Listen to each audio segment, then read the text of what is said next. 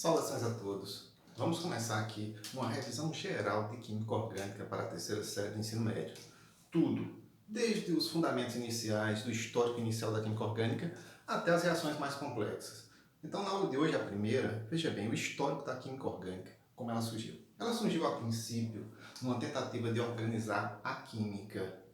Em 1777, Bergman resolveu dividir a química em duas partes, a química orgânica e a química inorgânica, com a finalidade de facilitar o estudo.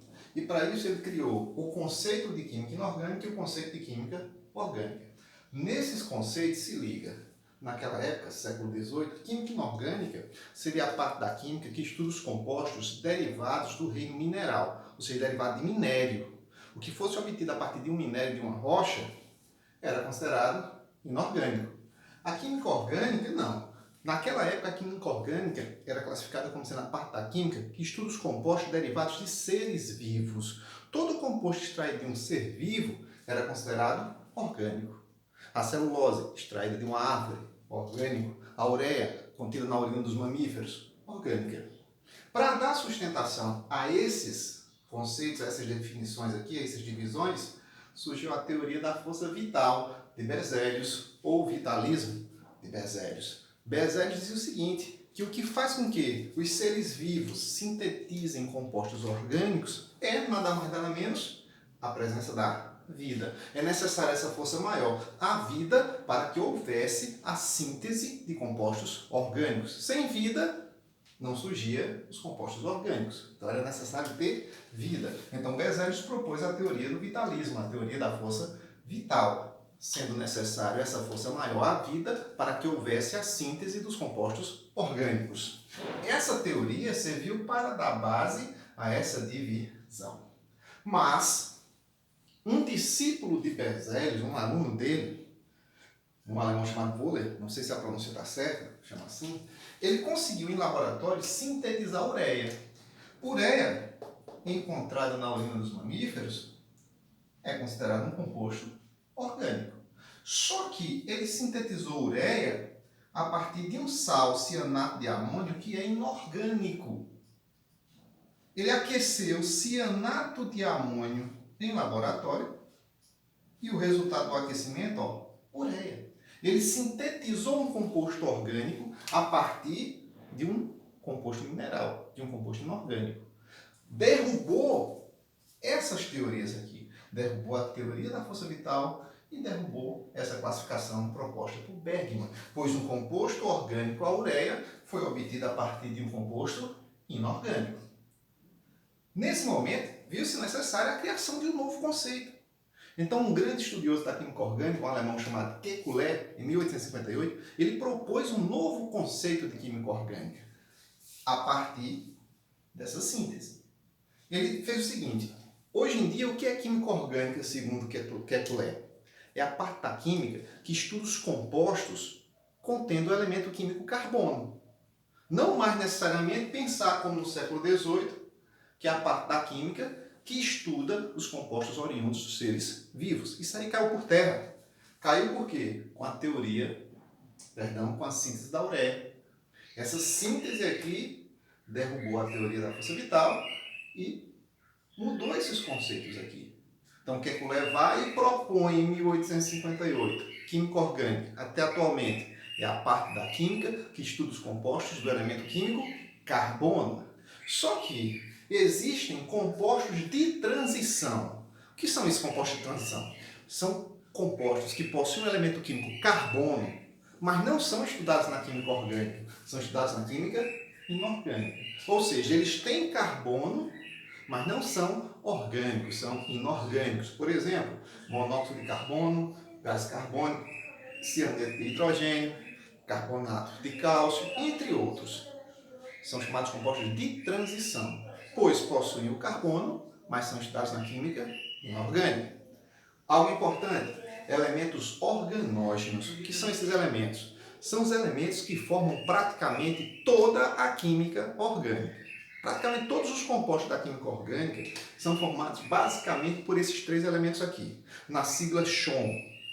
Carbono, hidrogênio, oxigênio e nitrogênio. O carbono é sempre um elemento tetravalente, vai fazer sempre 4 ligações.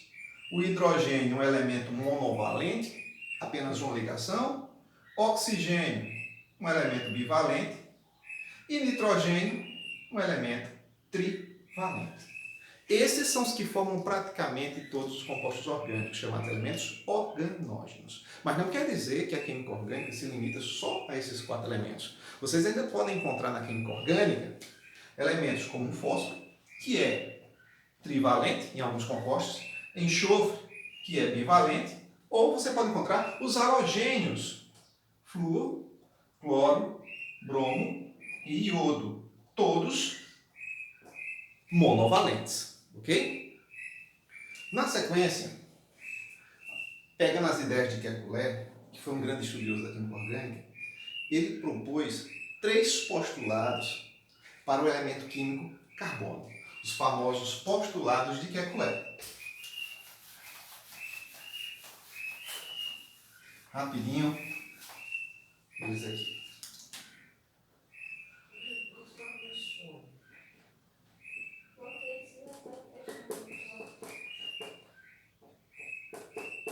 Veja só, esses postulados de Kekulé são em função do carbono. Eles servem de fundamentos para toda a química orgânica, tá certo? O primeiro é a chamada tetravalência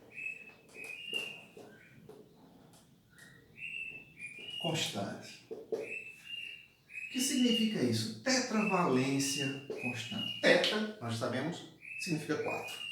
Valência, ligações. Constante sempre.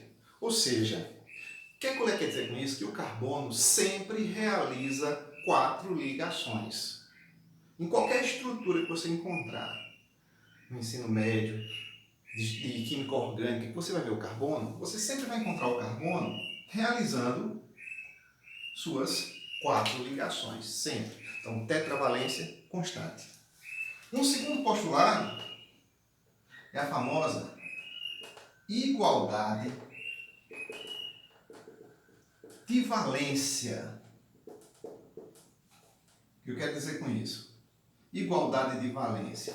Que as 4 ligações do carbono são iguais entre si. Ou seja, por exemplo, se eu montar essa estrutura aqui, ó, do clorometano, se eu mudar o cloro de lugar, eu continuo com a mesma substância. Porque as 4 ligações são iguais. Eu não mudo de composto, deslocando o cloro em qualquer uma das ligações do carbono, pois todas as ligações do carbono são iguais. Então, recapitulando, o primeiro é a tetravalência constante, o carbono sempre faz 4 ligações. O segundo é a igualdade de valência, todas as ligações do carbono são iguais entre si. E outro, o último, o mais importante de todos, que faz com que a química orgânica seja tão grande,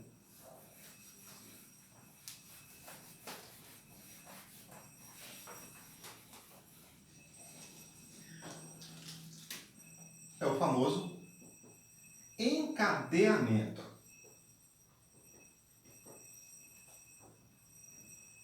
O encadeamento é a capacidade que o carbono tem em formar cadeias carbônicas. Essa facilidade que ele tem em formar cadeias faz com que a química orgânica cresça muito, seja a maior parte da química que existe. Porque um carbono a mais ou a menos de uma cadeia, você promove o surgimento de um composto novo. Então a química orgânica possui milhões e milhões de compostos diferentes. Bem mais do que os compostos inorgânicos, que são mais limitados. Tá certo? O carbono, com essa facilidade de formar cadeias, ele tende a se ligar entre carbonos, ó, formando cadeias normais, cadeias ramificadas, com diversas disposições possíveis.